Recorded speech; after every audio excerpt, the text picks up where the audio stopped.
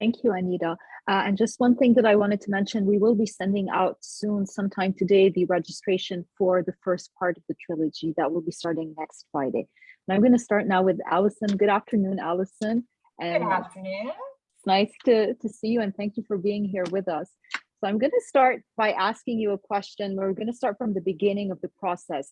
How do we deal with the first or the initial client call? And maybe if you can just give us a distinction between the out of custody client call and the in custody client call. Sure. So, and it occurred to me when Anita was talking about the name of this seminar. Rule number one for managing any file is paper everything.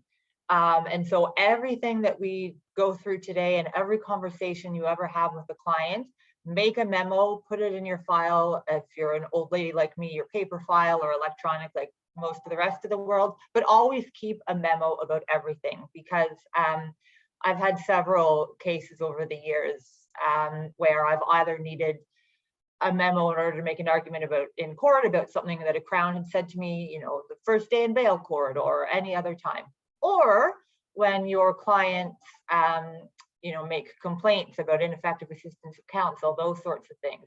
You always want to have a memo about every conversation you've ever had. Jot notes, messy, who cares? I write them in the car when I'm driving down. Don't hope there's no police officers joining us, but just make a memo of everything.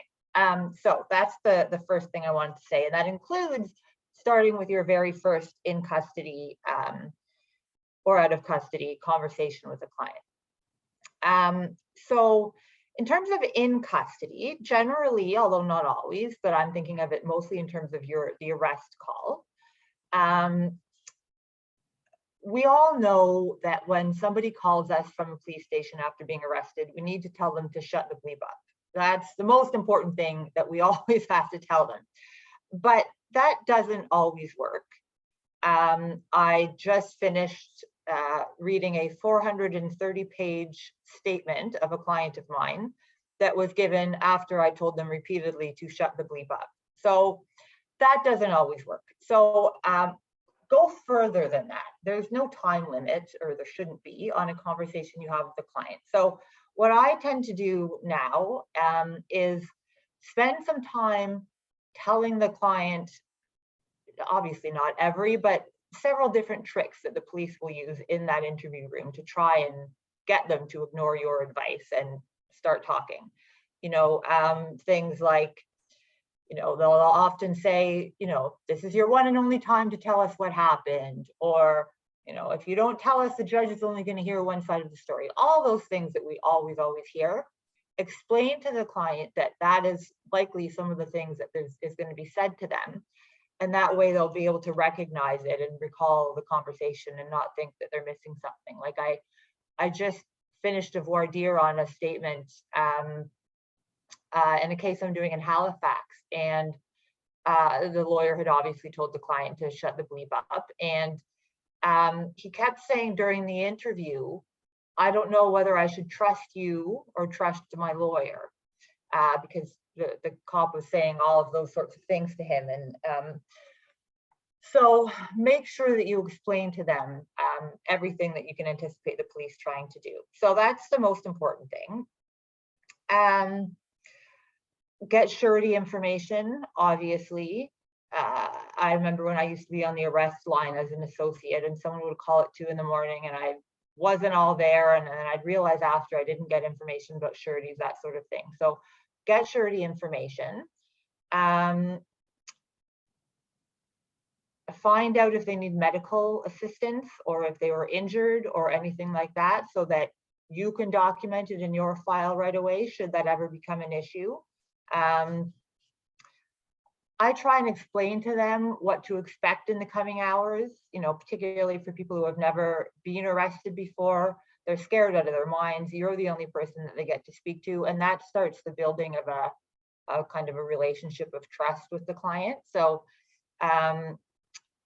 that's one of the things that people often tell me they find most helpful, is when you explain to them, look, you're going to be here for the next several hours, then you're going to be taken here, then this is going to happen.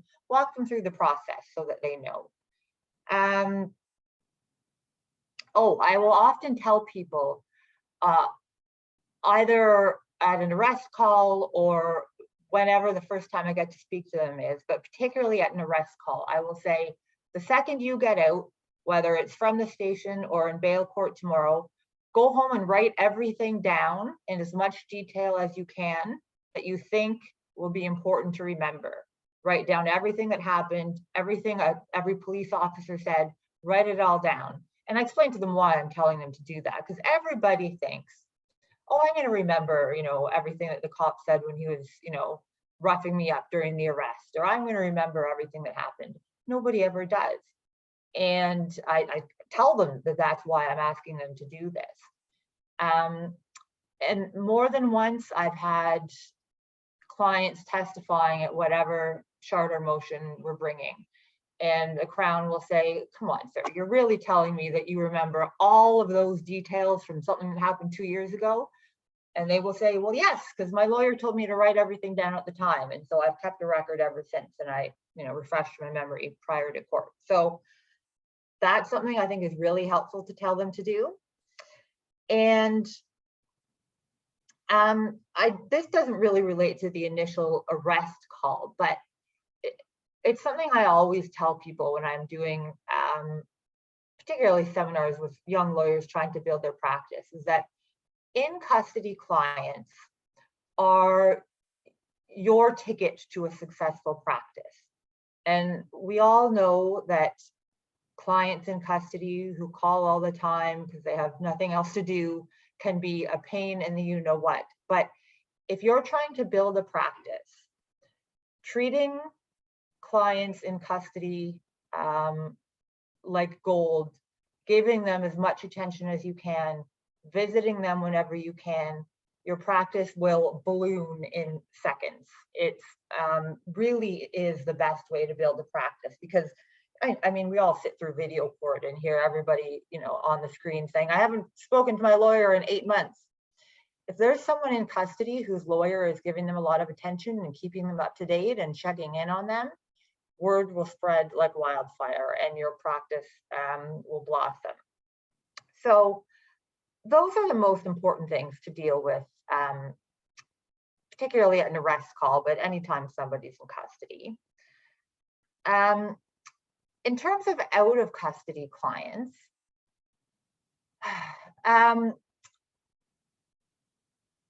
there's a whole list of, first of all, the boring stuff, information you have to get pursuant to Law Society guidelines about, identification and all those sorts of things. So, I'm sure we all do, but we have generic forms that we fill out with a client at the first initial meeting when they're out of custody. If you're thinking about, the first time someone comes to see you and how it is that you, land the client, try and get them to retain you. Building trust, I think, is the most important thing. These people are, facing an extremely scary situation. Oftentimes, if they're out of custody clients, they're people who haven't been through this before. So build trust, listen, be an ear as much as being a lawyer. I find, one of the things that people say to me most often about, why they ultimately decided to retain me to help them with their case is that I don't speak like a lawyer. They felt comfortable with me. I wasn't sitting here spewing legalese that they didn't understand for an hour and just talking to them. I was talking with them, and I was kind of human, and I crack jokes and I make them feel comfortable and at ease. And I think, obviously every kind of client base is different, but certainly for me, I find that puts a lot of people at ease and makes them feel comfortable retaining me. Explain things. Clients, obviously you want to explain to them the whole process and what to expect and what the disclosure is and what a prelim is and all of those sorts of things. But talk about strategies and approaches. And obviously, usually at the initial client meeting, we don't have the disclosure. We don't know much about the case, but you can kind of talk in broad strokes about, the way you approach different sorts of cases, that sort of thing. They want to hear sort of, I think, concrete ideas. You know, for example, I do a lot, probably 50% of my practice is sexual assault work. Someone comes in and talks to me and they're charged with sexual assault. I can, you know, kind of explain to them in broad strokes the different ways I attack. You know, categories might be the wrong word, but different varieties of sexual assaults, those sorts of things. So make them feel confident that, you know what you're doing and this isn't your first time. Be honest. I wrote this one down in bold. When you're meeting with a client, whether it's the first meeting or any other time, but certainly at the first meeting, be honest. Don't make guarantees, ever, ever, ever. I cannot tell you how often I hear people come to me and say, well, my lawyer guaranteed that XYZ, or my lawyer promised me XYZ. Some of the time, I'm sure that's not true, but a lot of lawyers do. I mean, you hear it in courthouse hallways sometimes. Ethically, first of all, we cannot guarantee or promise anything because a lot of the things that happen in our cases are beyond our control. But it's also the easiest way and perhaps the most inevitable way to cause a breakdown in a relationship with a client. If you promise them something or guarantee something that ultimately obviously isn't going to happen, that's just going to result in a breakdown and possibly a law society complaint. So never, ever, ever guarantee any sort of result. Oh, one of the other notes I made, either on an in-custody call or your first client meeting, whenever your first contact with someone, client or potential client is, always, always, always ask if there's any sort of video or surveillance footage that they think might be helpful to their case. I have regretted not doing that so many times because, you know, most footage out there, condo buildings, corner stores, gas stations, whatever, it's on a cycle and it erases itself like every, whatever, 14 days, 10 days, whatever it might be. And so, you know, if you wait until you get disclosure to sit down and review it all and then, you know, start getting into details with clients, it's going to be gone. And at the very least, if you canvass that with somebody, you can write a letter to whoever the video holder is and say, please preserve this video. And so you've done your due diligence in that respect. But I will often, like I had a case, I don't know, 2 months ago maybe, where a client was arrested at a convenience store in a rather notorious area of Toronto. And he was arrested for dealing drugs in the convenience store. And I've known this guy for a very long time. And he said, I swear to God, there was no drug deal. I was just in there talking with my buddy. And so I went down. I didn't go down. I sent somebody down to speak to the store owner and get the video right away. And it's a darn good thing I did, because the video shows that nothing was happening in that store other than my client and his buddy having a conversation. And ultimately, I mean, if they decide to proceed, the police are going to be in awfully big trouble. But if I had waited, that would be gone. And were it not, if I didn't have this video, who is the judge ultimately going to believe? The esteemed police officers who all are probably going to testify we walked in and saw a hand-to-hand drug transaction, or my notorious drug dealer client who says, well, I deal drugs all the time, Your Honor, but this time I swear to God I didn't. Who is he going to likely to believe, right? So that's one thing that you really should never put off. At your earliest opportunity, see if there's video that you should take steps to preserve. So in terms of kind of conversation topics, Maya, those are the things that come to mind. All right. I just wanted to ask you though, Alison, about something that you did mention, that how you like to give your clients the confidence that you know what you're doing, that you've handled these cases before. But in the case that you're a new lawyer, let's say, and you haven't dealt with that particular type of case, how do you give out that confidence to the client so that they can eventually retain you? Fake it. I mean, I'm not always very good at faking it. I mean, you certainly don't have to be, and I don't mean to suggest that I, sit there and rip off, 10 recent cases I've done and tell them all about them. I certainly don't do that. But just by talking, I mean, we've all, even just through articling, gained some insight into trial strategies and those sorts of things. So you can even talk in very general strokes about, different ways that you can attack a case. That sounds like a credibility case and, those sorts of things. It doesn't have to be specific. So they just like to hear some concrete ideas, I think. All right. Thank you. So you've had that initial conversation with the client, and so the client decides to retain you. What should a lawyer then do at this point when the client makes that decision and he wants to retain the lawyer? So when we get into the retainer, what should happen at that next step in the process?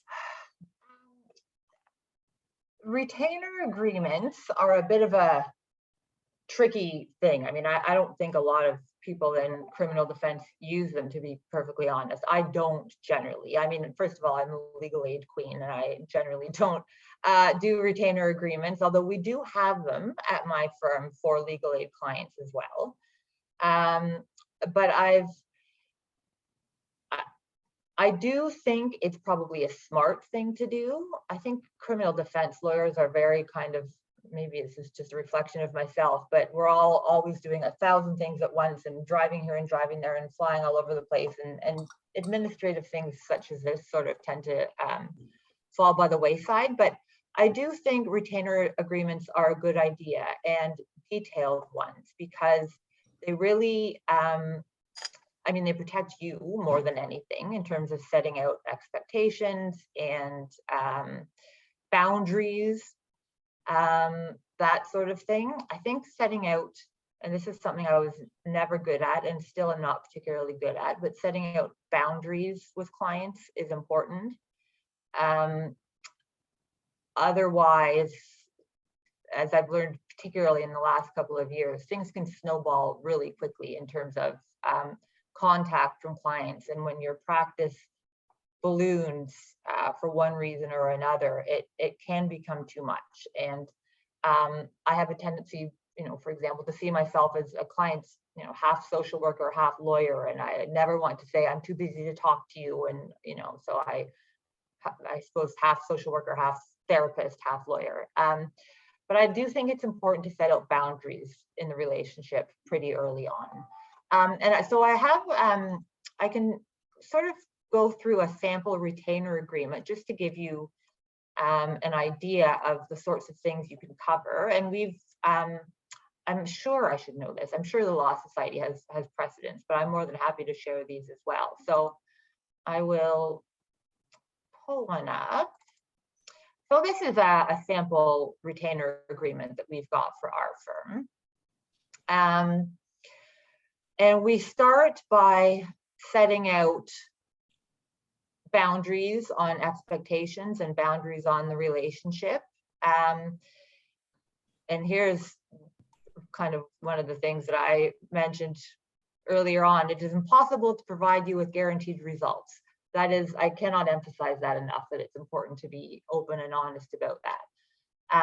And so we set out how we're going to communicate with clients.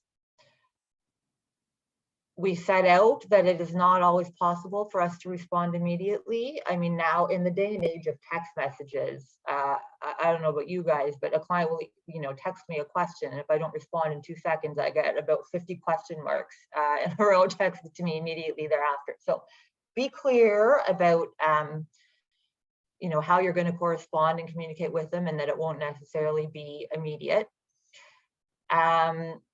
We set out the various support staff that they can contact and kind of what we can and cannot tell them about how long their case is going to take and all those sorts of things. We set out, here's an important one, because we all get this all the time. We often receive requests from clients that they be provided with copies of the disclosure from their case. We are not prepared to copy the disclosure provided to us and are often prohibited from doing so, but you are welcome to attend our office and review it at any time that you arrange with us in advance. If you are in custody, we will do what we can to accommodate a request to review it. Again, we all constantly are getting now, can you email me my disclosure? Can you mail me my disclosure? Can you copy my disclosure? First of all, a lot of the time we can't because of the undertakings we sign. But it's also frankly not really our job. And we're not, our client's photocopy service. So lay that boundary out in advance as well so that they know where things stand with that. We have a section on our client's responsibilities in terms of communicating with us, being honest with us, preserving important documents, confidentiality, civility. Another important one that I think it's important that we lay expectations and boundaries about. Clients can sometimes become, let's face it, a lot of our clients struggle with various mental health issues and other issues, and sometimes the relationship can become somewhat uncivil, if I can put it that way. So we lay that out. We talk about boring stuff like designations, our fee and disbursements policy. One of the things that for sole practitioners is less of an issue, but at my current firm, we've now got 9 lawyers, and there's us 3 partners, but often we'll have an associate working on it. So we lay all those things out. Obviously, whatever fee agreement you've come to, talk about disbursements, that's important. They often will arise. And so there you go, that's it for our sample agreement. And we've got different varieties of that for block fees, legal aid, hourly rate clients, all those sorts of things. So it's boring stuff. I'd much rather be talking to you about how to, dismantle a witness, but it's important stuff. It's important for the Law Society, and it's important for the success of your practice. So I'm trying, even almost 20 years in, to force myself into doing these more often than I do. I do think it's an important aspect. And what kind of background information do you get from your clients at that point? As much as possible. And again, this is something that I wasn't particularly good at early in my practice. I thought criminal defense, no, just get the file, figure out how to destroy the witnesses, go to court, cross-examine, job done. But it turns out you need more information than that. And as you go, you learn all the things you wish you'd asked. But obviously, all of their background, where they grew up, married, children, all of the biographical details like that. Obviously, the nature of their employment and the details of that. Whether or not they are Indigenous is, and I always feel very awkward asking that question, but it's obviously an important one to know. The nature of any community involvement they have in terms of church or sports coaching, stuff like that. And the reason, obviously these things are important for a variety of reasons, but one of the main reasons that you always need to make sure you know about their employment and their community involvement is for the collateral consequences that could result of any criminal conviction, right? So, if they volunteer for their kids' baseball team, that usually requires a vulnerable sector check, and any criminal record would be a problem. And the same thing goes for many types of employment that requires travel, all those sorts of things. So always make sure you have as much information about those things as possible, so that, for example, in a resolution discussion with the Crown, you can tell them, hey, if my client gets a conviction, XYZ is going to be the result. Health issues, same thing. Health issues can be very important to raise sort of some sympathetic aspects during your conversations, either with a Crown or a judge, in terms of why your client should get the result you're trying to get them. It might also be, by the way, important for substantive defenses. Like I'm working on a case right now where the client is in the military and has very severe PTSD. And the allegation is that he sexually assaulted his partner. And I certainly wouldn't have immediately connected those two things necessarily, or maybe ever. But as it turns out, when I was asking about all of his health issues and his medications, etc., he's on a medication for the PTSD that results in, let's just say, various effects as a male. And that was what ultimately played into the sexual assault. And it's more complex than that. But that's, the Crown is actually likely to withdraw the charges. Now that I've found that out, I've got a report, and it's probably going to be withdrawn. So, and he wouldn't, I don't think, necessarily have known to tell me that. And so get as much information as you can about that. Family court proceedings, very often, obviously, there is an interplay between criminal proceedings and family court proceedings. Find out if there's a family lawyer that they give you permission to correspond with. We all probably spend half our life doing bail variations, in order to assist in the family court issues, and vice versa. So find out the status of those things. Problematic bail conditions that they might want you to address. That's obviously just part of our job and something we should do, but it also kind of conveys to the client that you're thinking about them and their best interests and their day-to-day lives and stuff like that, that you're showing concern about that. I always say, is there anything on there you want me to try and get changed, without them even raising it with me? God knows I don't say that like more than once, but at the first interview, I always will ask that. Immigration status, obviously, and any consequences that a criminal conviction might have on someone's immigration. I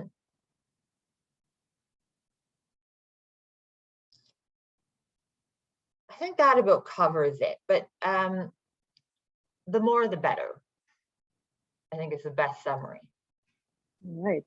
So, okay, now, so where does disclosure come in that part of the process? Like, do you, when should counsel request disclosure? Should it be before you even meet with the client, as soon as you're retained, or do you first talk to the client and then request disclosure? What is the best practice when it comes to requesting disclosure, and what should be requested?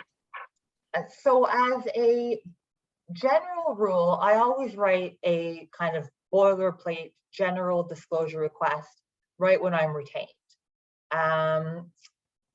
There's exceptions to that always. Sometimes if I, for example, some legal aid clients, I know it's going to come through eventually. I don't wait for it to, I write and request it anyway, because I know it's going to come. But I always write a very general, please give me any and all, disclosure in this case letter, because it's never too early to start papering the 11B paper trail. So if you can write that at the earliest possible opportunity, do, so that it shows you've been on the ball from the get-go. And I also, by the way, in terms of getting a client to retain you, I also tell them that's something else at the very first time I ever speak to them. I explain to them 11B, and I say, look, the sooner you retain somebody, me or otherwise, the better, because it could ultimately be important 18 months from now if you're arguing about your trial, right to trial within a reasonable time. So I always write one at the earliest opportunity. Then when I get the first batch of disclosure, I review it. I write another follow-up request right away. I never let disclosure sit on my desk. I get it, I review it within a few days, and I send off a follow-up disclosure request for anything that's missing. And every time I get a new batch in, I send out another letter saying, thanks for that, this is still missing. So I always, until I've gotten the first batch from the Crown, it's just a general letter that goes out. With the exception of if there is ever a case where there's something that you think it's important to ask the police to preserve early on, I will include that in my initial letter. For example, I mean, booking videos, I think we will always request booking videos in every case, but they do have retention limits as well. I don't think they should, but they do. So if there's a case where something that happened according to my client during the booking process is going to be important, whether it's a rights to counsel issue or some sort of excessive use of force issue, I will put that in the letter as well. And I will say, please preserve such and such a video to make sure that that's done, or at the very least that you've indicated your wish to have it done. But otherwise, I just tend to send a general one to paper the books. What information should counsel be getting directly from the Crown, and what information should actually counsel try to get without having to go through the Crown? Video surveillance, again, is a good example. I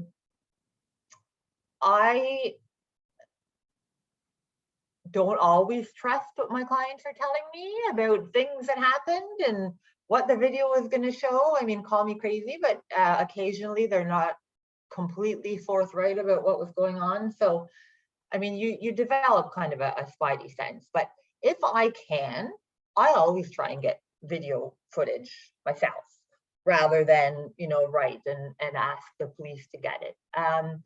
So videos for sure. Kind of the same, this isn't really a Crown issue, but more of a court issue. But in terms of any kind of psychiatric assessments that may come up along the way that you think are necessary or might be helpful, if you ever can, try and get it yourself rather than a court-ordered assessment.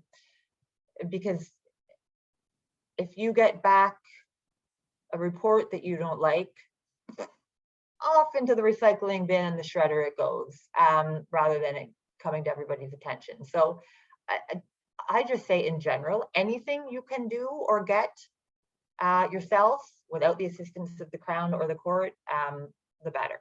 Obviously, that's not always possible if either clients are of very limited financial resources or legal aid is being legal aid, so be it. And then you sometimes have to take other routes. But if you can, I say do it yourself, always.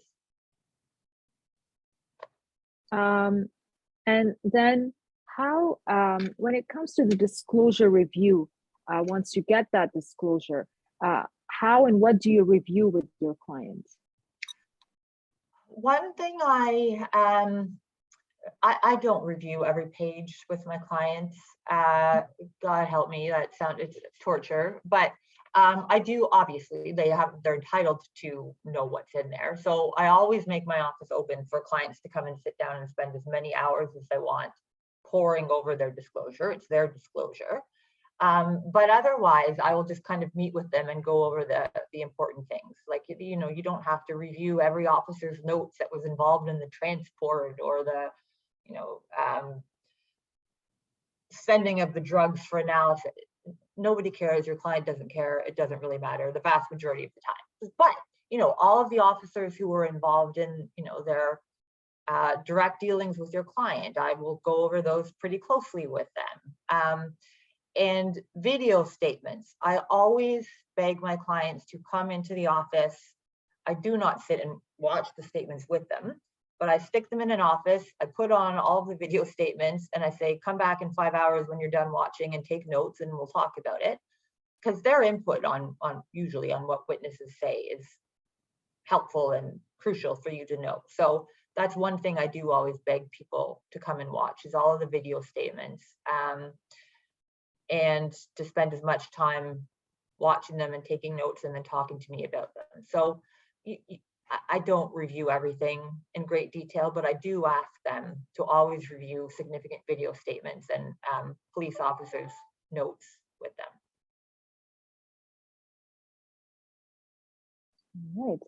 All Okay, so you're retained now. You have disclosure. You've reviewed and discussed disclosure with the client. So then, what's the next step in the process? Maybe if we can get into the distinction between when the situations when the client wants to resolve the case versus when the client wants to fight the charges and take his case to trial. So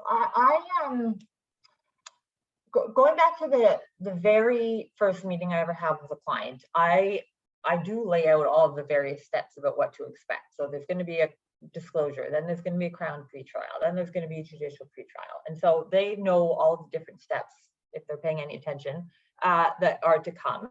And then I usually try and meet with every client around the time of every significant step. So, I mean, obviously it's always their choice. On the one hand, I hate pleading anybody guilty to anything. Like if I had my way, I think most of us, we don't get into this business because we think it's fun to plead people guilty to things. So if I had my way, I would turn everything into a trial, but that's obviously not in the client's best interest all the time. But I make it clear to them that it's their choice. I am honest with them about their chances at a trial. It's really important that you be honest with clients when they're making this decision about, you know, what obviously we can't see the future, but what the likelihood of success is. Don't sell false hope to them. You know, one of the most frequent conversations I have with clients is, look, I think you've got a great charter here. What the police did is atrocious, but it depends entirely on who is sitting on the bench the day we walk into court, whether this is going to succeed or not. You have to be honest about things like that and not give them false hope. So that's kind of the most important backdrop to any conversation you're having along the way.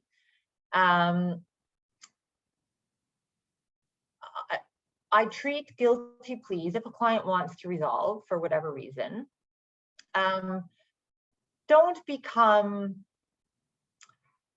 I mean, we all know, I hate the phrase, we all know the phrase dump truck, but don't become like a guilty plea factory. You know, even if someone wants to plead guilty, put some effort and work into getting the best result you possibly can for them. So don't just have your Crown pretrial, have the Crown say, oh, I want 60 days. You say, okie dokie, see you in plea court on Monday, and off you go.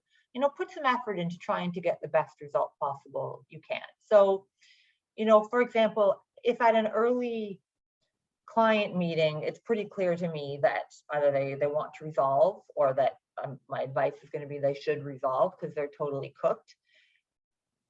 Suggest to them perhaps early on that they start doing some upfront work with the knowledge that, you know, 4 or 6 months down the line or whatever it might be, this is likely a matter that's going to resolve. So, you know, suggest to them that they go to their family doctor and get a referral for whatever sort of counseling or therapy they might need. Or suggest to them that it might help if they go and start doing some, you know, a few volunteer hours a week at whatever local organization.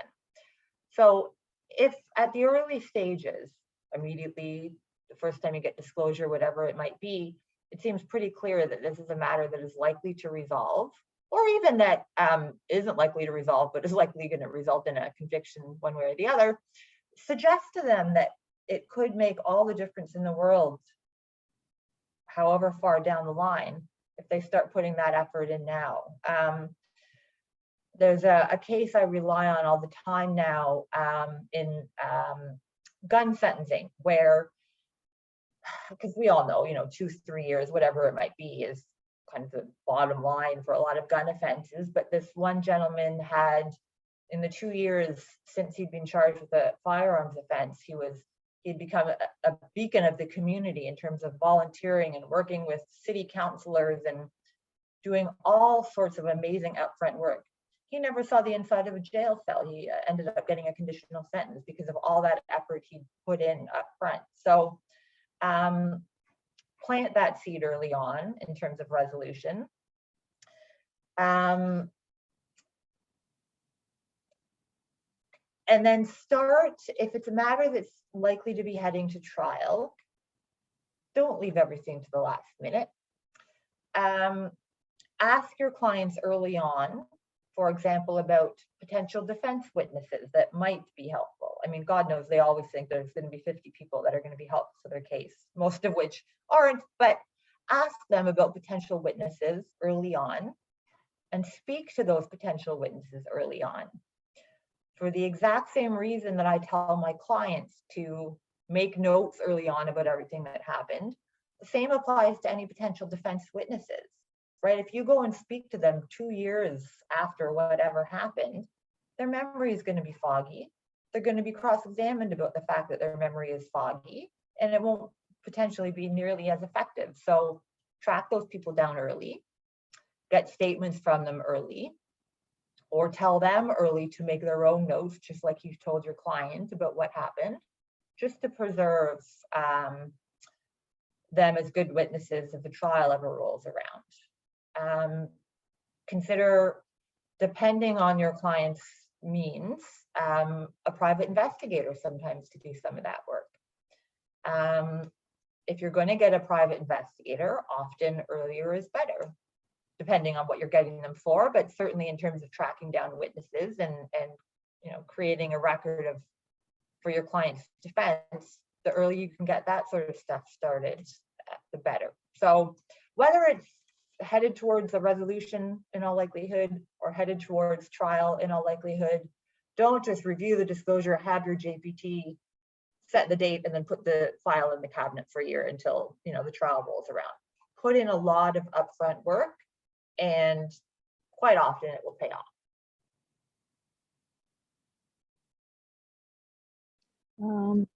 And what about written instructions, though? Oh, always get written instructions. For the love of God, always get written instructions. I don't get them nearly often as I should. Always get them. Again, it's about protecting yourself. Very often our clients, they're not going to be unwilling to throw their lawyers under the bus if it means, a way out potentially for them. So always get written instructions, certainly with respect to things such as guilty plea or resolution, get written instructions. Whenever you're getting a resolution, get written instructions and make them as specific as possible in terms of including that you've explained defenses to them, that the Crown is asking for X, that you are asking for X, that the following potential collateral consequences could result. Always get written instructions before any guilty plea. But the older I get, the more I tend to say, get written instructions for as much as you can.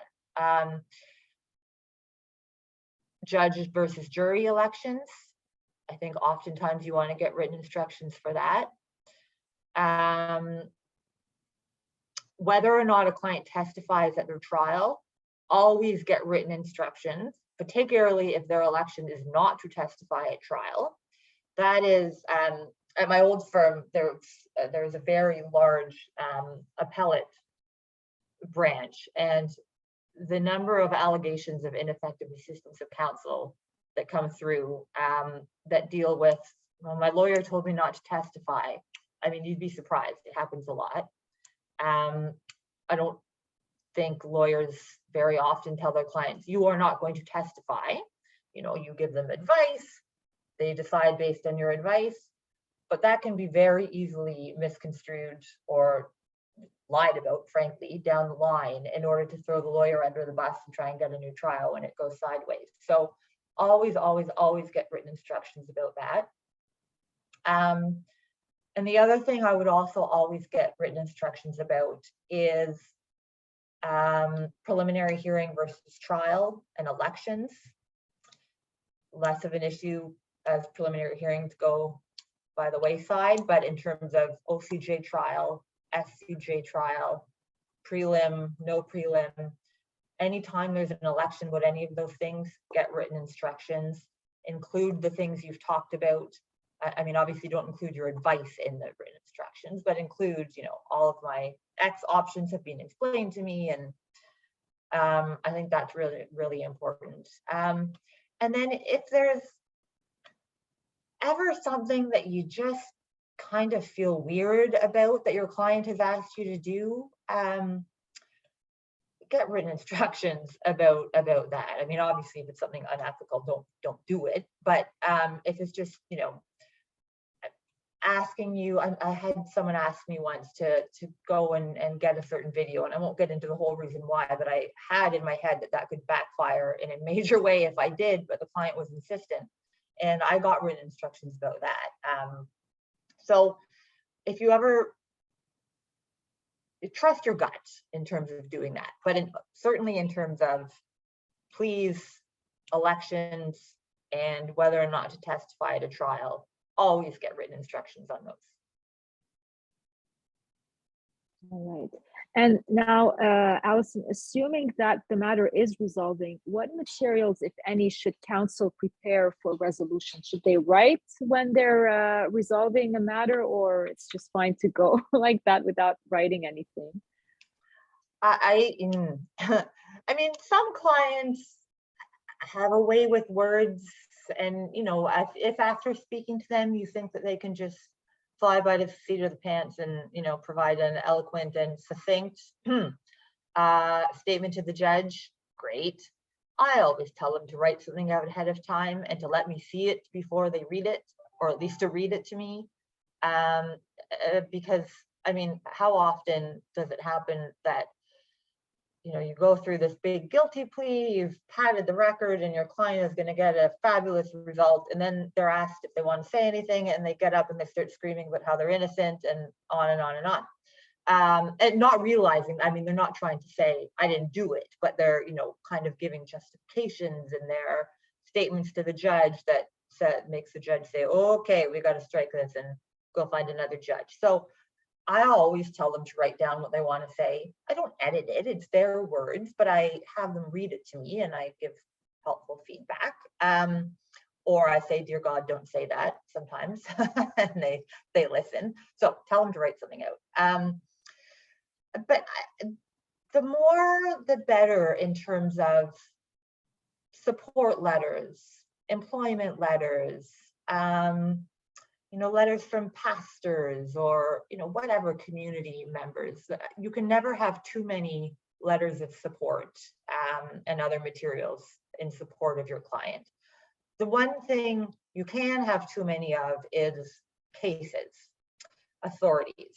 Like I remember, I don't know, I'm assuming it's not just me, but I used to walk into every theft under sentencing when I was in my first year of practicing, and I'd have a case book like that, and I'd be spending 2 hours going through all the theft. Don't do that. So in terms of materials in support of your client's character, the more the better. Cases, pick the 2 or 3 or 4 that are most on point and helpful to your client, and don't be marching into with a gigantic book of authorities for every sentencing you do. The judge will want to kill you. Okay, so so assuming now that we're done, it's post-resolution, whether it's a guilty plea or we had a trial. So what are the steps here that we do, in terms of, for example, fingerprints? So we have clients sometimes who want to get rid of that. So what happens after we're done with the case at that post-resolution stage? And not to interrupt or anything, it's Anita here, still here. Just want to flag for you, this is really wonderful and comprehensive. I think everyone's thrilled. We have a good turnout. Technically, we're to end in 5 minutes. I am very happy to stay longer if Alison can, Maya, you can, and people want to, but the session was meant to be an hour, so I'm just flagging that for you. Okay, well, so I'll just answer that last one. That's the biggest thing that people always want, is to get their fingerprints and related records destroyed. Whatever calendar system you use, I just flag that. I'll put a next court date entry in for whatever the retention period is now. I don't even remember anymore because I ask my poor assistant to do it, but it was a year, most of my practicing career. I think it still is. So I put just a diary entry, and I don't ask clients to retain me to do that. You know, I bill out and close the file at the conclusion of the matter, but I will more than happily write that letter making that request a year or two after, once they're eligible. So I mean, that's important to people. It's easy to, you know, just kind of ignore as a irritating thing to have to do, but that's, you know, that's important to people who have been acquitted or had their charges withdrawn, to not, you know, have their fingerprints, etc., in the police database. So I always diarize it, but I also always tell them to call and remind me. So we just have a few more minutes. Maybe we can talk about some other post-resolution issues that might come up. Like if, let's say, for example, we're dealing with an impaired driving case. So there are also some consequences or some things that clients still have to deal with, like, for example, the reinstatement fees that they have to pay, the streams that they have to get into. So if we just can discuss that for a few minutes. Yeah, I mean, it's a good thing this isn't a seminar on a successful business, because that's not, I do all of that stuff. I mean, I do it for free. I don't ask for money. Anyway. But yeah, I mean, first of all the streams, etc., obviously you have to go through all of that at an early stage. But anything a client needs help with in terms of correspondence with the ministry afterwards, or, you know, whatever they need to do to get their license reinstated, I always just do it. I mean, it's time out of your day that you're not necessarily billing for, but first of all, it makes you a good person, but second of all, clients really appreciate that kind of effort, and it will come back at you in spades in terms of referrals and reputation and those sorts of things. So you know, certainly you can work all of those sorts of things into your initial retainer agreement with someone, but I never do. If someone calls me a year after their case is done and needs help with whatever paperwork, I will happily just do it for them. It'll pay off, in my view, in the end. All right. So I think we're running out of time. So maybe if there are any questions, we're happy to take them. You can type them in the chat, or you can also ask us live. You can put your video on and your audio, and you can ask Alison your question. And I don't know, Anita, if you want to take a picture at this point before we leave. Yes, yes, I'm obsessed. It's all I care about. It is literally all I care about in any session, which is a lot of sessions. So I think we have a question though from Michelle Molina. Oh, that's fine. Can we take the question after the photo, just so we don't lose our critical mass? Okay, great. Everybody who can, please turn your cameras on for me. And I feel like what we're going to say on the count of 3 is Sullivan and Chan, and then we'll take another photo. And for the second one, we'll say RV Brown. Everybody ready? I'm getting really good at this. I close the chat. I'll wait for everyone to turn on your pictures. And we have enough people that have to take 2 screens, so that's really fun for people. I look delightful. Okay, thank you, everyone. Okay, let's count to 3. 1, 2, 3. Sullivan and Chan. Yay, we're gonna do that again. We're gonna do it a couple of times. Bear with me. Okay, 1, 2, 3. RV Brown. Nobody's talking. Okay, and I have to do it for the second screen. Say whatever you want. You don't have to say anything. I guess we can take a photo with nobody talking, but that's weird. Okay, ready? I'm smiling even though I'm not on this screen and you have no idea what screen you're on, so just smile. 1, 2, 3, smile. I'm going to take one more and then you can ask your questions. Thank you so much for being here. That was really fun. Okay, 1, 2, 3. There, perfect. Thank you so much. The photo session is done. So, so the question here, I think it's, I'm in the midst of a paper deadline, no presentable. Okay, so it's not actually a question. It's just that, thank you for the excellent session. Okay, so it's just a comment and that we'll be able to take the picture, I think. So, okay, I don't see any questions. Thank you, Connie. Okay, so do counsel often order a pre-sentence report or prefer not to? That's always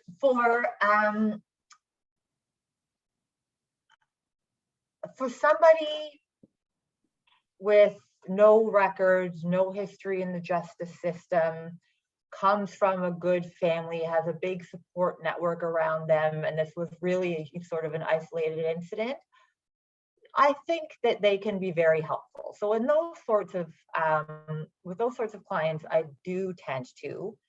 I mean, I think you have a pretty good spidey sense once you've been through the case that far with your client about whether or not that would helpful. If they have a 10-page record, no, thank you. I will prepare the materials myself.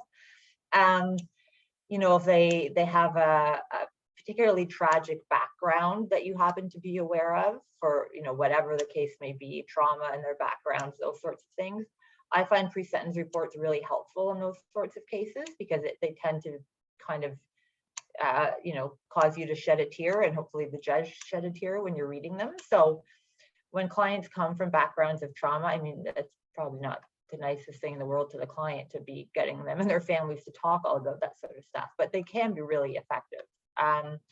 So when there's a background like that you want the judge to know about, I do think they're helpful. But for someone who's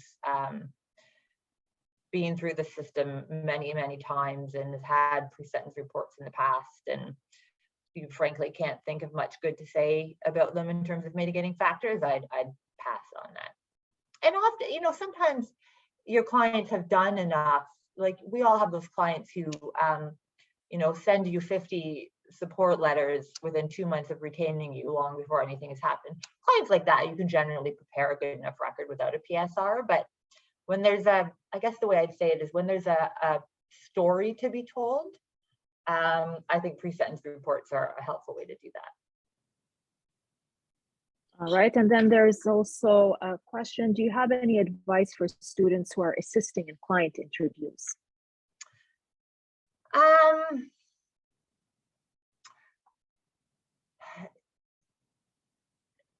Just be as detailed as possible. I think that's the most important thing. I mean, certainly when I was a student doing client interviews, I would think I did a great job, and then I'd get, why didn't you ask this? Why didn't you ask that for like the next hour? So be as detailed as possible. There's no such thing as too much information. I don't think when you're doing a client interview. And again, with boundaries, I mean, be careful about that, because sometimes, you know, if you're a young student, some clients might try and push the boundaries a bit with those sorts of interactions. So don't be afraid to set boundaries and say, you know, we're not going to talk about that, or whatever the case may be. Nothing should ever make you feel uncomfortable, ever. So I have a couple more questions that just came in, Alison, if you have a few more minutes. So we have a question here that says, when the case is over, do you give the disclosure to the client? Is the client then allowed to give it to their family lawyer, for example? Yes, no, I never ever give it to them. I mean, they're allowed to, if I get them to sign, first of all, if what I've signed with the Crown's office allows me to, and then I get the client to sign an authorization for me to give them the disclosure. I don't just give it to them. So the first step is to figure out if the undertaking with the Crown's office allows you to give it to them. If it does, get the client to sign an authorization for you to hand it over to them. They can show it to their family lawyer, but it can't be used in any family court proceedings. There's something called the WAG motion, which, don't even get me started, it's a pain, but family lawyers should know that. But the short answer is they can show it to them, they can discuss it. It can't be used in any sort of other proceedings. And I always tell them, get your family lawyer to call me and I'll explain this all to them if they need to know.